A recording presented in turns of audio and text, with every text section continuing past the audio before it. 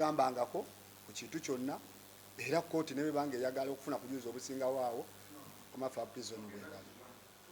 Ensonga ey'okubiri ekitiibwa omulamuzi waliwo tusuubiza okutuwaka ku ruling ya submission ya no case to answer nze ne lawyer oyo naye simanyi oba ye wagimuwa naye nze sinnagifuna.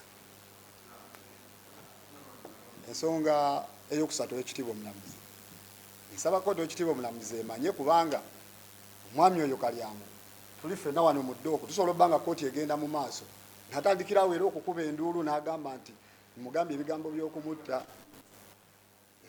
Sako kiramuzi benge ekimanyi ekyo kubanga ekigenderwa kyabwe kinene n'oludda oluwaali.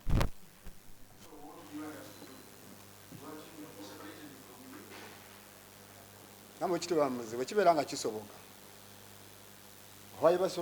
nga sikulagira ala bwe kiba nga kisoboka ekitiibwa omulamuzi kooti oba esobola okufuna weemuteeka oba nze ne bafuna we banteeka oba si kyo ne balagira ku bakamu baffe bana ba prison oba najja n'abeerawo awo mwaneeno ng'aba asobola okujulira.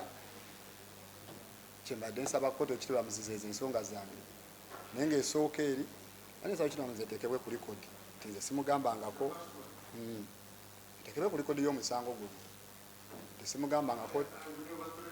Yes era ekitiibwa omulamuzi omulala ne bwabe ekitiibwa omulamuzi ensonga yange esooka egamba Kalyango Nasifu